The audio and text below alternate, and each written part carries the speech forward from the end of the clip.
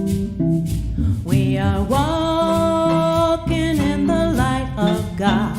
We are walking in the light of God. Welcome to the second in a series of videos entitled Traveling with Pilgrims of Hope. I am Father Ron Will, coming to you from Precious Blood Renewal Center in Liberty, Missouri. Our mission statement at the Renewal Center says that we are a safe and sacred place, offering healing and hope, renewal and reconciliation for all people. So part of our mission is to be a source of hope for all people. A few months ago, Pope Francis published an apostolic letter declaring the year 2025 as a Jubilee Year with the theme, Pilgrims of Hope. So his apostolic letter and this year, 2025, actually overlap with our mission statement at the Renewal Center. And in this series, we are exploring of how they support one another. In his letter, Pope Francis names various groups of people who especially need hope in order to deal with difficult and challenging situations in their lives. And he asks that the rest of us walk with them in order to gain or to maintain their hope. Pope Francis says that we must fan the flame of hope that has been given to us and help everyone to gain new strength and certainty by looking to the future with an open spirit, a trusting heart, and a far-sighted vision. Now, I think sometimes to be a pilgrim of hope, we have to walk against the crowd or walk against the popular opinion at the time. One group of people needing hope that Pope Francis names in his letter are migrants and immigrants. Today, I am visiting with Nancy Clisby, whom I consider a pilgrim of hope because of her longtime ministry with immigrants in St. Joseph, Missouri. I learned of Nancy's work when I was pastor at St. Francis Xavier several years ago. And today I think that her work, which is really a ministry, has become more important than ever. Welcome, Nancy, to this conversation. Thank you, Father Ron. I'm glad to be here. I would like you to take a little bit of time just to introduce yourself to our viewing audience and tell us what do you do and why do you do it? Well, I'm Nancy Clisby. I am a member of St. Francis Xavier Parish. I am a lifelong teacher. I had a complete career as an art teacher and retired from that. Actually went looking for a volunteer position and stumbled onto the job that I have now. I am a companion of the Precious Blood, which is very important to me. And that helps to form and inform my mission in working with immigrants. So I said I was looking for a volunteer job after I had retired from my teaching job. And I saw a sign asking for volunteers to help teach U.S. citizenship to people. Saw that on a bulletin board. And so I went over to the location that was named on the flyer. And I went up to the little desk and I said, I'm a recently retired teacher. I thought maybe, you could use some help teaching people U.S. citizenship. And these two women looked at me and then they turned away and then they turned back to me and they said, how would you like a job? And I said, well, I just ditched a job, a job I loved. I loved that art teaching job. But anyway, I went in there with no intention of taking a job, but it was just an hourly position. And I thought, well, how could I go wrong? I could quit at any time. So I did take the job. And long story short, rather crazy to me, the other day I got my 16-year PIN. Wow. So I've been doing that for quite a while. I started out teaching English as a second language. That is one of the primary objectives of this organization, which has moved physically. We are in the third location right now. The location where our school is only a block from St. Francis Xavier. So that's so handy because I love to go to Mass in the morning and then I go right over to my class. Yeah. In our program is a state and federal program that teaches English to speakers of any language at any level. We also teach U.S. citizenship.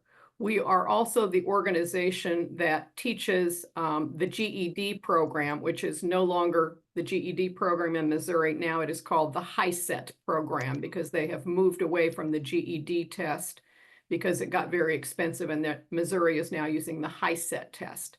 So we have those different groups of people coming into our school. And I taught strictly English for quite a few years.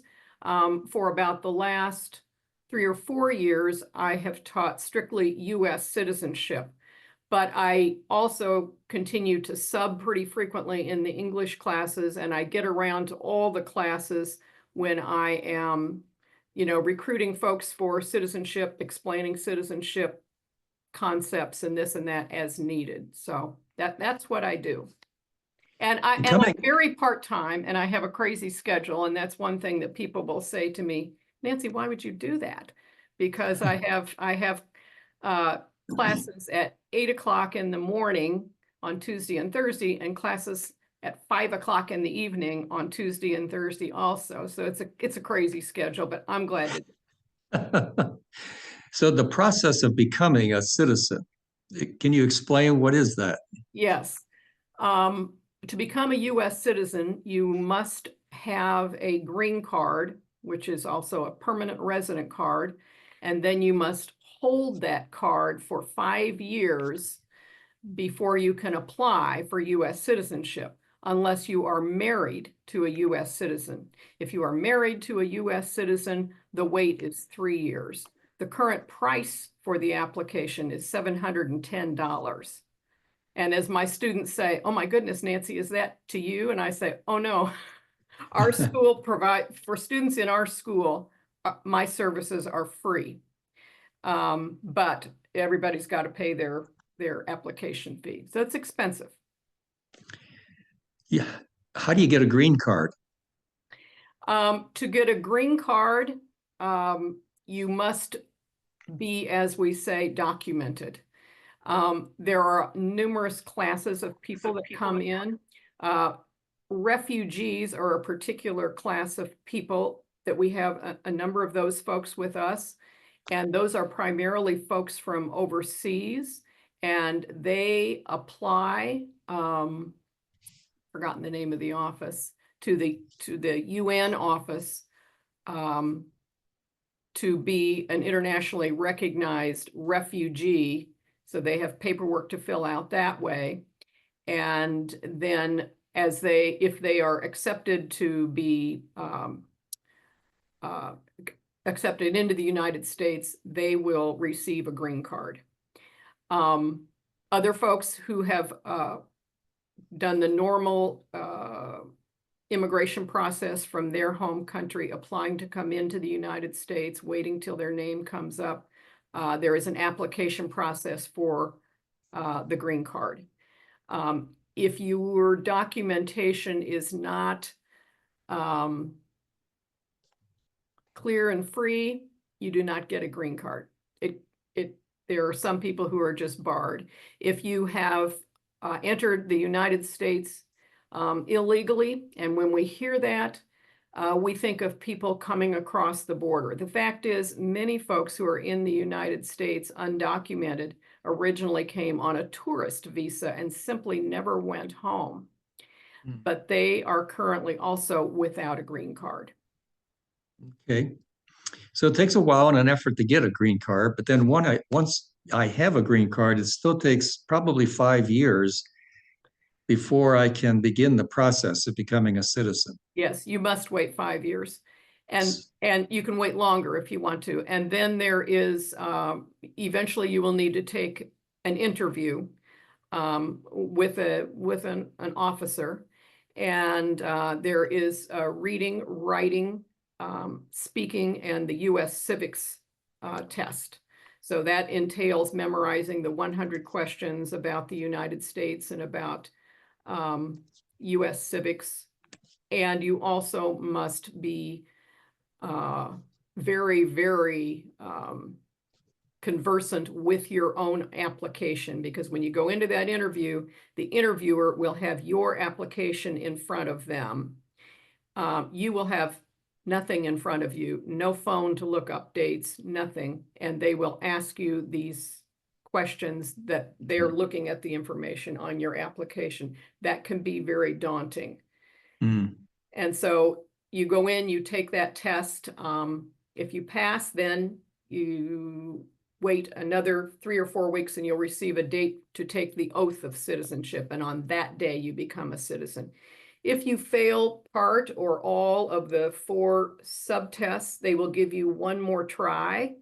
If you fail on the second time, then you have lost your money and you have to begin again. Oh, okay. So it's dicey. So in your city, are there a lot of people with green cards wishing to become citizens? I would say yes. Now, many people will study on their own. I don't see them in my program. Okay. Some people work strictly through lawyers. And you can pay quite a bit to have a lawyer fill out your application for you. I don't really fill out applications for people, but I tell them if they have a fairly simple life, I will sit beside them as they fill it out. And in general, that's a good savings for them, $500 to $1,000. So. Oh, okay. Now, there's a mood in the present government of trying to get rid of immigrants, sending them back to their home country. What does that do? What's the mood in the people that you work with? Well, the mood in town, and probably every place in the United States in general, is fearful. Fear? Yeah. And I know a lot of immigrants and I see a lot of immigrants, and I'm involved in some immigrant organizations. And one immigrant friend in particular, I asked her, I said, so what's everybody feeling? And she said, Nancy, everyone is afraid.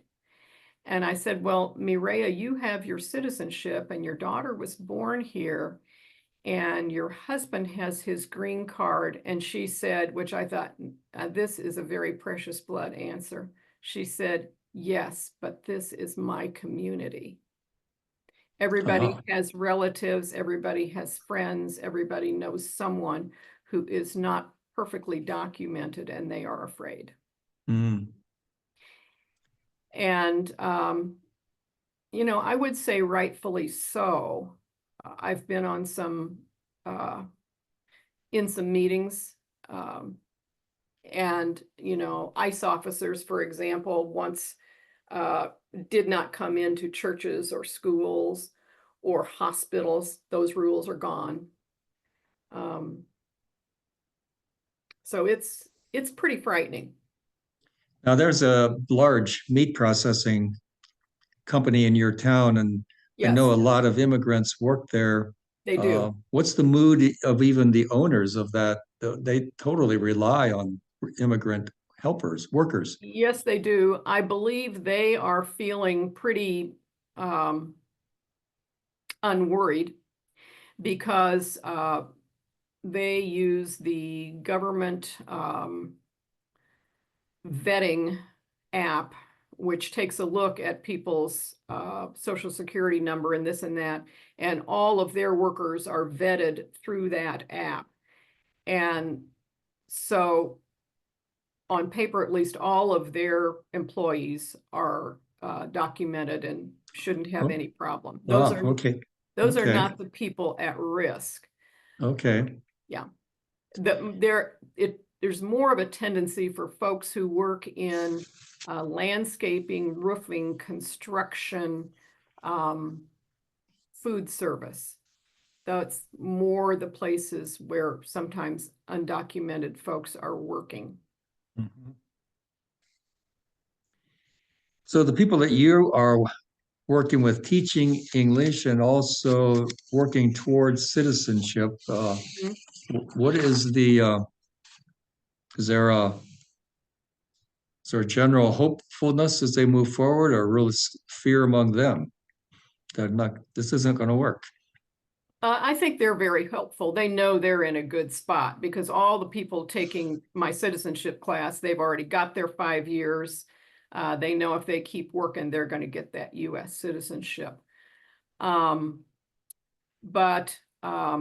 it's other folks who are afraid. I was at a meeting the other night, and one of the speakers was a legal person, and she was handing around power of attorney for children so that parents could be filling that out and giving that to a trusted friend in case they themselves are pulled away and their children are still here, and someone would have care of their children. So all of those things are, they're just plain scary. There has to be a lot of family anxiety, both for the parents and for the children, that overnight we could be separated. Very much so. I spoke to one of the counselors from one of our high schools here. Actually, it was shortly after the election, and she and I were in a meeting, and somebody asked her, "So how is the mood at your school?" And she said, "Every day already, I have students in my office crying because they are afraid their parents are going to be deported." Mm, And my goodness. I would say since that moment until now, that fear has probably increased. Mhm. Um, there have been ICE people show up at a school here and in other locations, seeking someone.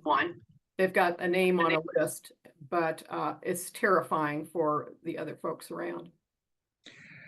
I can't imagine a child even being able to concentrate on studying when they got this fear hanging over their head. Exactly, exactly. Well, I wanted to be sure and say, people say, "Well, Nancy, why would you work with immigrants, and what's Yeah. what's that all about?" And what I always say is, you know what? We are them and they are us. We really are. Um,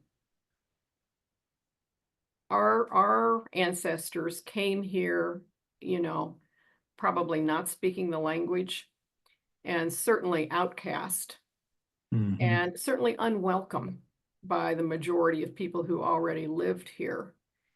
And you put on top of that, what would you yourself do if you knew that you could not protect your children from criminals and from people that would harm them and from people that would harm you, and you couldn't send your children to school? What would you do? Most of the immigrants who are here have risked life and limb and certainly every penny they have in order to get here. Mm. And so, they are just deserving souls, in my opinion. That being said, I know that the immigration system certainly needs reform. And people say, "Well, what can we do to reform it?" Well, we can't do anything. The Congress has to reform it, and they haven't. They've had years to do it, and they haven't done it. And so that has resulted in part of the problem that's going on now. Is there anything that we, the common people, can do to push Congress, address this situation? Well, you can write to your Congress people. Sometimes those people have their minds made up that they don't intend to do anything about it, but you can always write to them. Okay.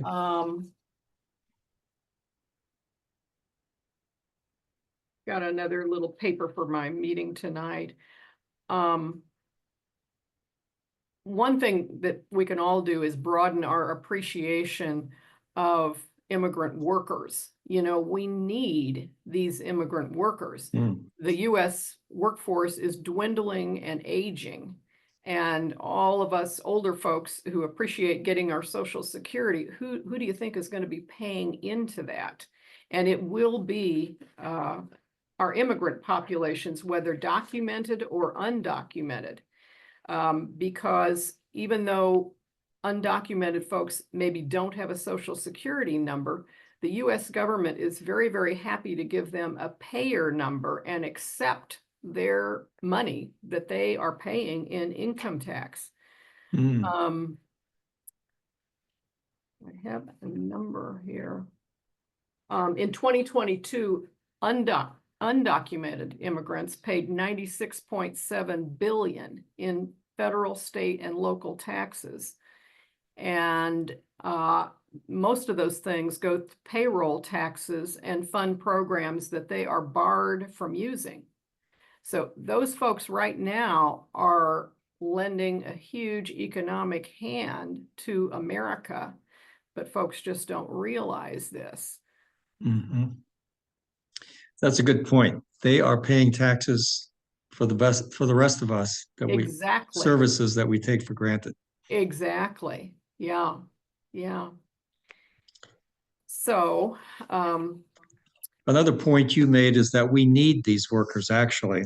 We do. I heard an interview a day or two ago from this is a dairy farmer who relies upon immigrants to milk his cows every day.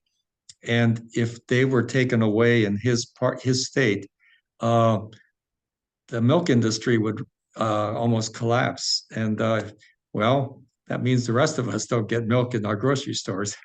Exactly. Exactly. Yes, immigrants do so many of the jobs that are shunned by, you know, the rest of us, I guess I'll say.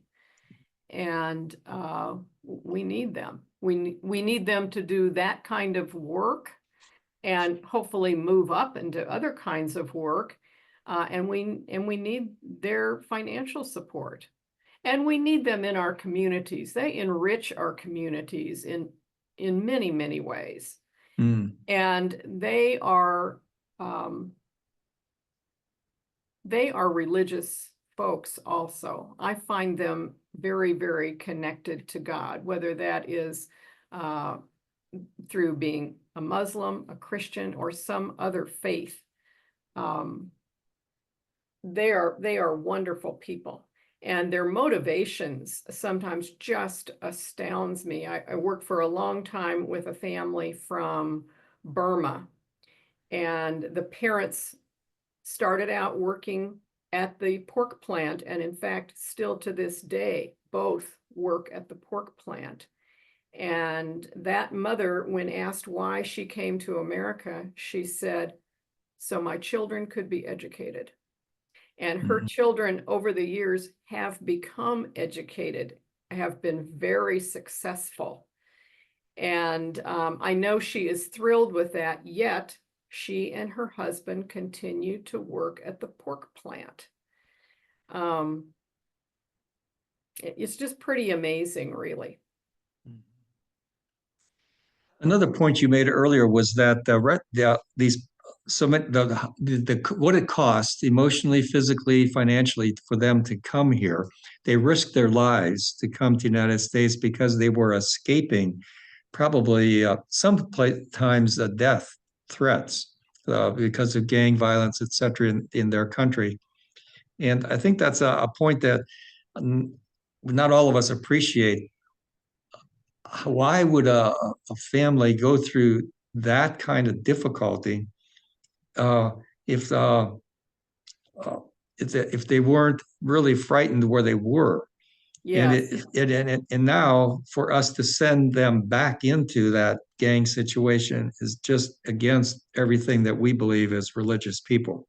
It is. It is. Yeah. And you look at America. I know the cities are full, but you know, America is a great big country. And we're saying we don't have room for you. You know, it just doesn't ring very true. Good point. Um, Any other points you'd like to make sure our listeners know about? I'm going to glance at my notes for a minute.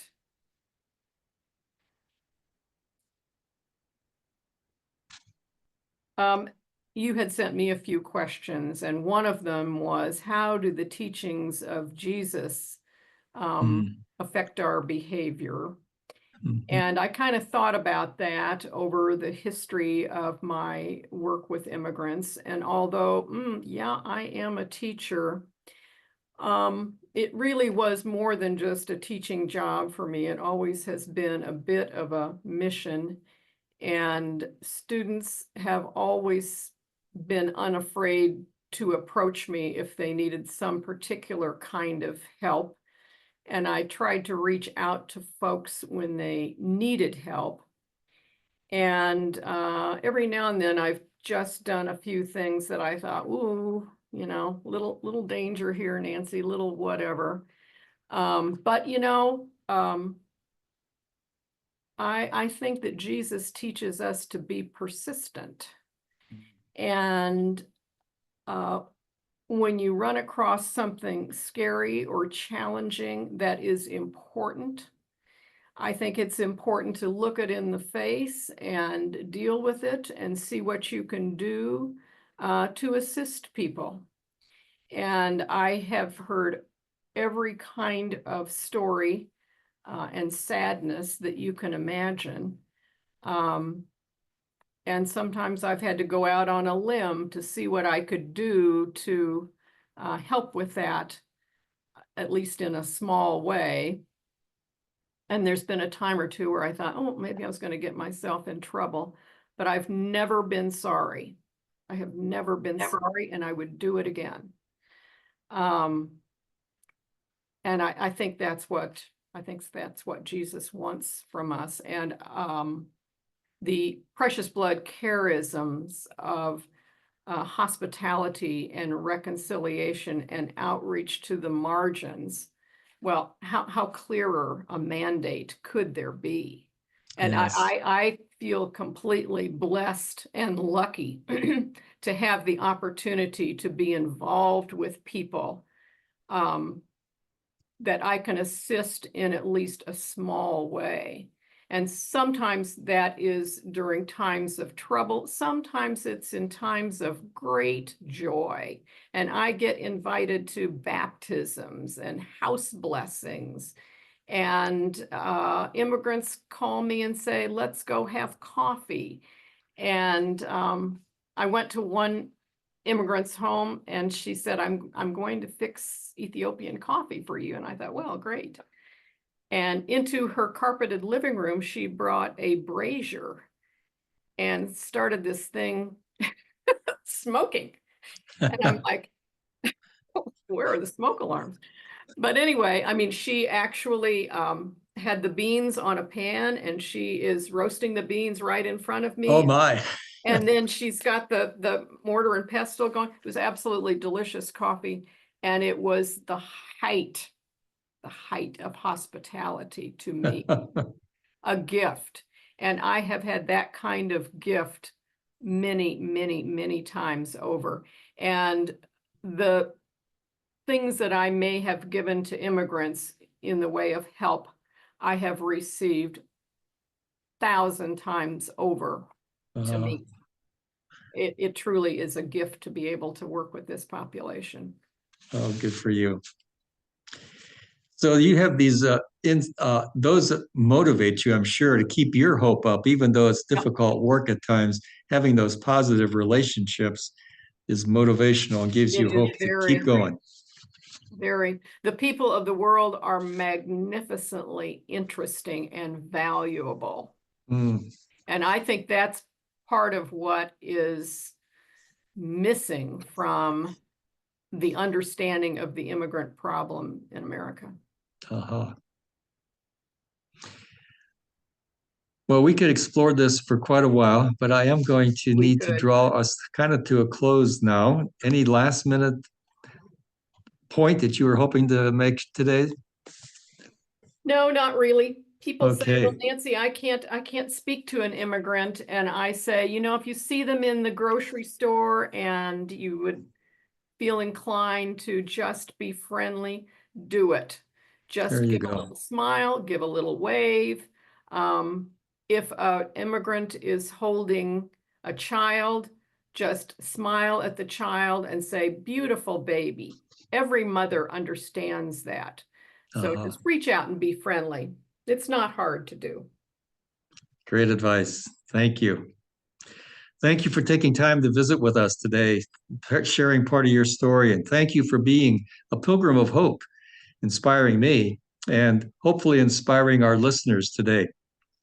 Totally my pleasure. And, Thank you. and what can you listeners just reflect as we conclude? What can you learn from Nancy that you can apply to yourself? And she gave you a hint there at the end, but reflect on other opportunities in your life to be a pilgrim of hope and who brings hope to other people in your circle of influence. When circumstances and situations threaten to defeat us, when we have lost our bearings and wonder what sense there is in action of any kind, Pope Francis reminds us that in his letter of the remarkably resilient power of hope. It's not something outside of us, he says. He says it hides within our life. It is something we carry in us, and it's up to us to pray to have it revealed so that we can share it with others. This small flame can become a vibrant blaze if we permit ourselves to trust in how God is working in each of us. Have you listeners ever considered that you carry the seeds of hope within yourself? Please join me again next month for this continuing series as we travel with another Pilgrim of Hope. In the meantime, may God bless you. We are walking, we are walking, we are walking in the light of God. We are walking, we are walking, we are